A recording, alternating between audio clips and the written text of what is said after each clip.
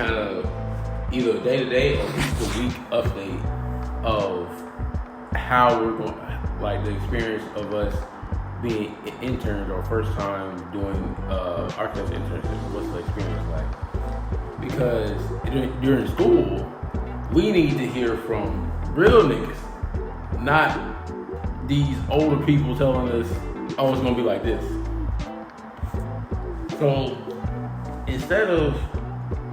So it's pretty much gonna be like this. We come home, if something crazy happened, record it. Like you just record your own audio to it.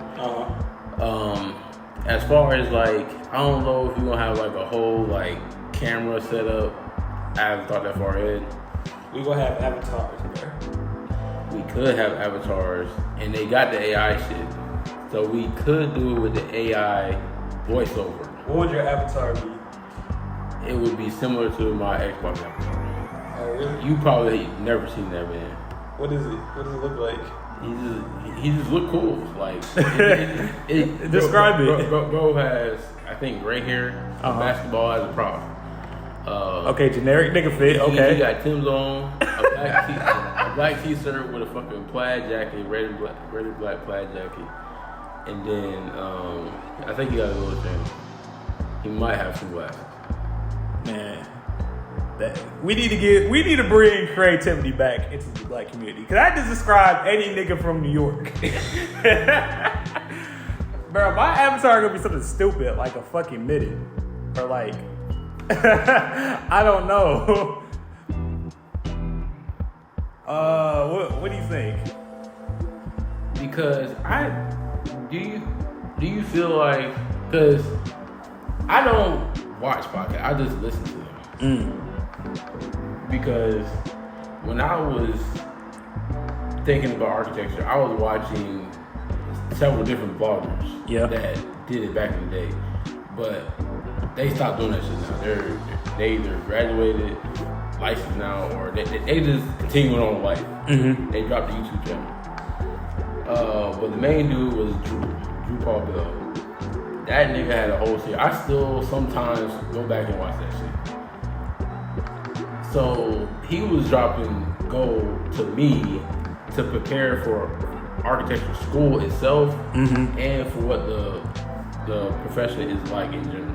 Yes. So these new kids coming up, they don't have any perspective on what architecture is. They just think they like architecture. Yes, as coming from like two men who just graduated from college with an architecture degree, working on a master's degree, there's a lot of things you need to know, like your first semester about architecture that they're not going to tell you need to know until like 3 years down the line. Right. So and there's like mental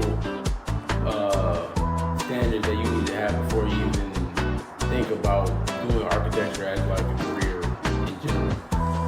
For example, let's pick a different profession, nursing. If you know you're gonna go to school for nursing, you gotta be mentally prepared to put in the long hours once you graduate. It doesn't matter where you work, you're gonna put in some long hours. I'm talking 12, 15, maybe even 24 hours. Unimaginable hours. But you gotta realize for architecture too, we right there with them. Right there with them. Like, architecture is literally the most well-rounded degree you could possibly have. Yes, you have to know a little bit about everything. And a lot about buildings.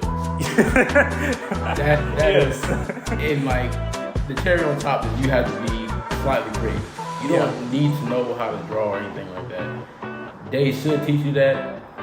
Our professors did, The only thing you need going into architecture, like off the rip, like before, like we get into any specific thing, is you have to love the profession. If you don't love this shit, you can't do it.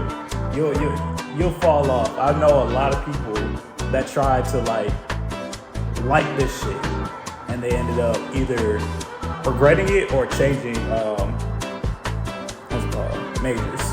And it's the difference between liking architecture and wanting to be an architect or designer. That's a completely different level. So it's like, if you like it, you just don't look like a romantic level. You just like the way it looks. Yes. But you like making little party models and stuff like that. Right. But if you don't have a question in your mind that pops up every time, and I mean every time you look at a cool building or a building you like, or building around your. If you're not constantly asking why they did this or why do I like that or something like. Yeah, because the craziest question I used to ask myself every time, because I grew up in a college town and I see all these college buildings, they're all made of brick. I don't know why this popped in my head, but I used to consistently ask myself, how many bricks are on this campus? And then he started counting. Right, I was like, to this day, he's still counting that one building. Right, that one building, bro. Nobody gonna know. Nobody gonna know exactly. He gets the number wrong every time, so he gets a different number, so he has to do it multiple times. Right. It's a lot of assumptions in there, a lot of rounding up, a lot of rounding down. Oh yeah, tip 135. Counting bricks. It's for some reason that's important in architecture. You need to know fucking brick dimensions. Right. Right. And it is like for architecture, you're going to learn, and you're just going to have background knowledge of every single topic for no reason. You're just going to hear people talking in the middle of Publix or wherever you're at. You like, oh, I know the answer to that. If you were going to be talking next to you, like, I wonder why such and such happened in history. And you're going to know. You're going to know. For no reason. And you're going to keep that knowledge to yourself because this profession loves to gatekeep. Right, because there's no reason you should be telling anybody you know that in the first place. You're going to look at you crazy. Right, because I remember, especially in high school, I used to just know shit for no reason. Yeah. The class, the whole class, the teacher included, used to just turn around and look at me. Why did I know that? Simply put, I studied it. For no reason. It's like you already kind of studying the profession. Mm-hmm. How long this is a test run. So how long you want to go to? 10 minutes? 10, 15? I can go all night. I guess we can go 10 minutes. Yeah, okay. Just see how it is. Because we don't really get all of it out right now. Okay, yeah. Let's. Because you're going to have to say something for the official first run. Okay, bet. All right, switching topics. Well, we got like 2 minutes left. Tell me recount a funny story you had on your journey here in Pittsburgh. Something that's crazy that's happened, or something you learned. Yeah, something crazy I learned. So, the first week of staying here, so it was really different. You know, I'm from Florida. We were up here in Pittsburgh for this internship. He's from Tallahassee. I'm from Tallahassee. Be specific. There's levels to Florida. I grew up with a Wendy's down the street, a Walmart probably like 30-minute walk away, a Dollar General across the street. And when I come to Pittsburgh, there was nothing familiar to me. Nothing. So I decided. What did you have in your surroundings? I had nothing but pizza shops and burger joints and Dollar Generals. But none of that was in the vicinity, though, right? You talking about growing up, or you talking about here? Yeah, getting here. We had all of that, but I wasn't used to any of that. So I looked up the GPS and I caught the bus to the nearest Walmart, as one does when he's not familiar with the city. Walmart gonna hold you down. So I take this long journey across the city, almost to a new town, just to walk up to this plaza and see a Walmart building with no sign. No sign. No Walmart signs anywhere. No blue. Like the Walmart blue, you don't see it. It just looks like it could be a Walmart. That boy was in another dimension. It got pulled away. Right. Google lied to me. Google told me it was open. In reality, that boy went out of business. Now, how Walmart goes out of business is beyond me. So I was lost for weeks on where I could get something to eat, or at least my groceries. What was I doing during this? Because I remember you told me you were coming home. But all you said was the mission failed. Yeah, Smithfield. Yeah. I think you had a meeting with somebody somewhere. I forgot where. Was this a Saturday? Was it a week? Yeah, I think it was a Saturday. Yeah, I think it was Saturday. It was a weekend. Clearly, I was having one of my famous side quests, but Yes. yeah, thank you for telling us that story, bro. Any closing remarks? No, ready. It was a nice warm up. Ready to get this shit started. Hopefully, when we listen to this shit back, it's good. Hell yeah. All right, we're out.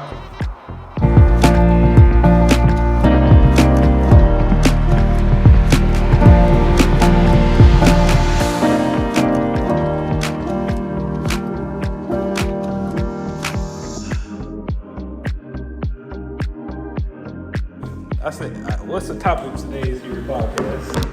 Alright, bro. We didn't plan this all. I said I was gonna write the questions down. Fuck. Didn't. But this is one of the best advice you'll ever hear. Okay. Alright, last time, what did we talk about? We talked I don't about remember. mindset. We talked about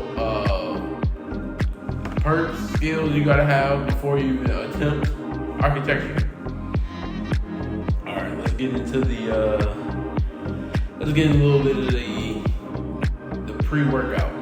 What you need to stock up on before Alright. architecture school. So what's important, instead of like the amount of reps you do, is about like making sure you hit that limit where you want to get close to like failure, you feel me, when you're working out, you feel me? You know, sometimes you're going to feel like you can't pick that shit up, but it's just a weight. That's what I'm saying. All weight is lightweight. That is true. All weight is lightweight. Right. So, not the prologue out of the way. What do you actually need for architecture school? I know for y'all first years, y'all worried. Y'all professors gonna hand y'all a shopping list of stuff to get, and you don't need half of what's on it. You don't need half of it. All you need is a pencil sharpener, a notebook, and maybe some coloring pencils. Don't buy a fucking eraser. Real architects don't make fucking mistakes. Exactly, bro. You don't need that shit. Right, you don't need all them extra pencils, them 1Bs, 3Cs, and all of them B3s. No, you don't need all that.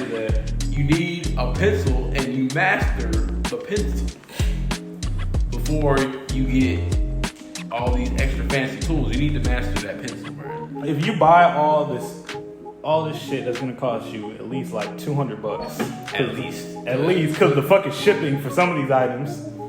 Alright, and also, be prepared to use that shit for years. Right. Don't lose any of that shit. Don't lose not a thing. Because what's gonna happen is, especially when it comes to tools.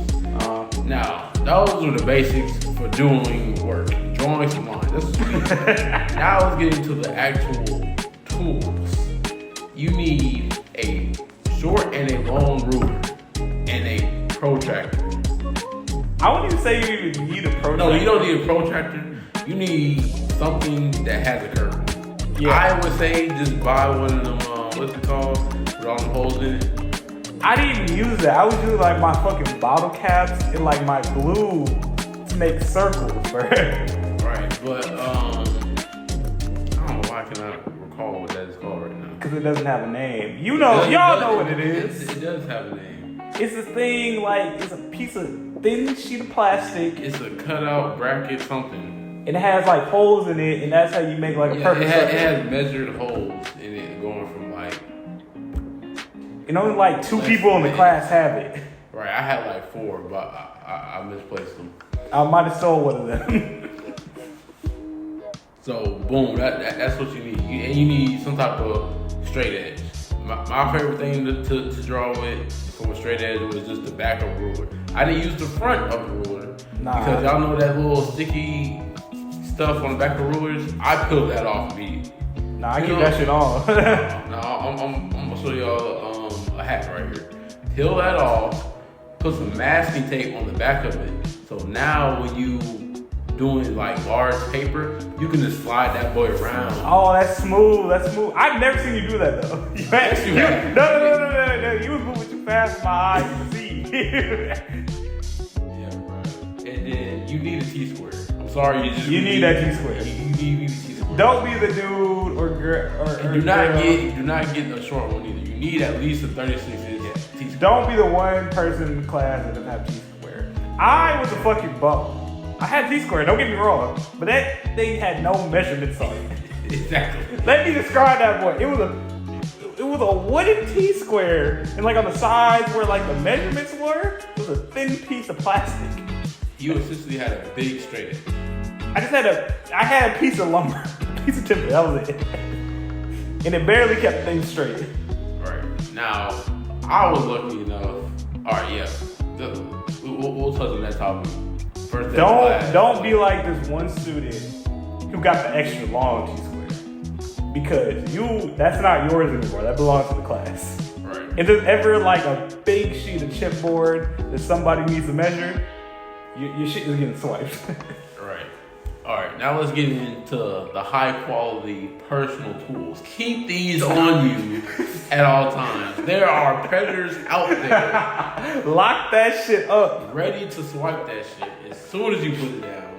Even if it's on your desk, do not leave that boy out. They give you lockers for a reason.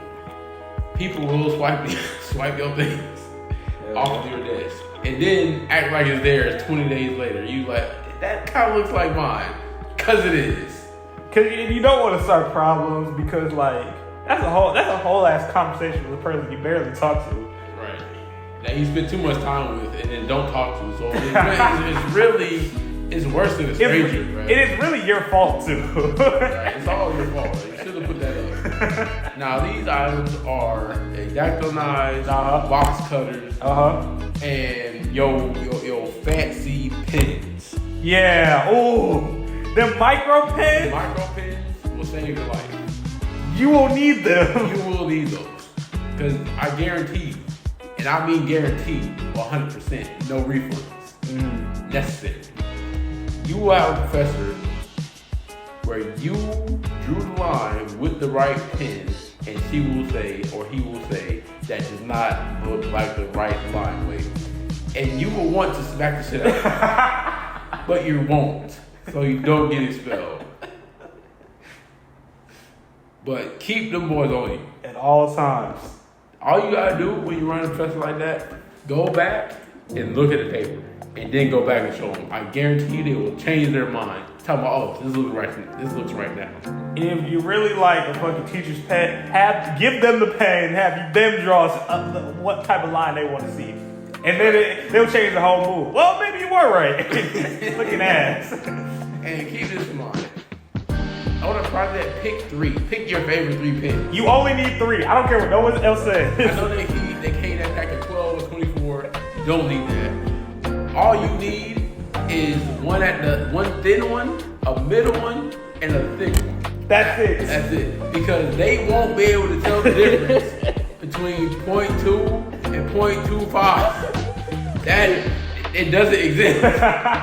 Maybe that's 0.25 the smallest one? I think so. Okay, no, that 0.25 you can tell the difference between the 0.2. Because there's only the 0.25 and then there's the 1 or the 5, whatever that is, 0.5. Because they're gonna sit there because you're gonna have bleed. If you don't draw it perfectly with perfect technique, it's gonna bleed a little bit and it's gonna get thicker unintentionally. Okay, that is true. So unless you with perfect amount of pressure and drag at the same time, it's gonna bleed slightly. This is a slight tangent, but boy, I tell you, bro, I could not. I never mastered them damn micro pens. I'm not gonna lie. Cause them boys, the bleed with them boys, and they don't last. I'm not gonna cap. You get one good project out of them boys, and then they're never the same. If you're not mastered, they're never the same. Now, me personally, I got to a high level when it came to dexterity. Okay, how do you be like you when you grow up? Practice. You gotta draw a lot of lines. How many lines have you drew in your lifetime? Shit, billions. Billions of lines have been drawn. by these hands, especially his right hand. Well, I tell you. Heck no, bro. A few $100 million left. We will never draw a line again. I don't care. Okay, he's gonna say something different. Yeah, I need to sketch to make sense of what I'm thinking about. I have not sketched since. Come on, let's go back. Let's go back. Let's take it back. Senior year, did I sketch anything? No. Junior year. No. Sophomore year. No. Maybe. In the first 2 weeks, that was the last time. Sophomore year. You might have drew a picture just because you were bored in class. That was it. That was the fall of 2020. That was 3 years ago. That was a whole timeline ago, bro. That was so many arcs ago. But you need that when you're in school. I'm sorry. Yeah, you need that shit when you're in school. Especially for your first years, because they gonna teach y'all all the techniques. They expect y'all to keep all that on you. Yeah. Now, when you are advice for everybody else, you don't need half of what they just kept. First year, second year, you need that. Yeah, but once y'all start getting on computers, you don't need it unless you personally like sketching, like I do. Like I have this part of my process at that point. But you want to go through like the years, or should we say that for like a later episode? We can say that for a later episode. Okay, so we still on like first year. No, we was going through like general tools and skills stuff. Okay. All right, so that's probably it. Yeah. For this episode, what time we at? I don't want to fuck up this house. So let's assume 10 minutes. All right, let's assume we had 10 minutes. All right, so today we covered tools / expectations of tools. Yeah. All right, next time we're going to get into studio etiquette. Oh my God. What is proper studio etiquette for every situation? Don't take people's shit. Spoiler for the next episode. Also, spoiler, do not try to date people inside art. It doesn't work. Whoa, that's spicy. hey, I'm giving a little something. Put an asterisk on that. It's not a hard line. So it's definitely an asterisk on that. All right, y'all. We got to get up out of here. All right, bro.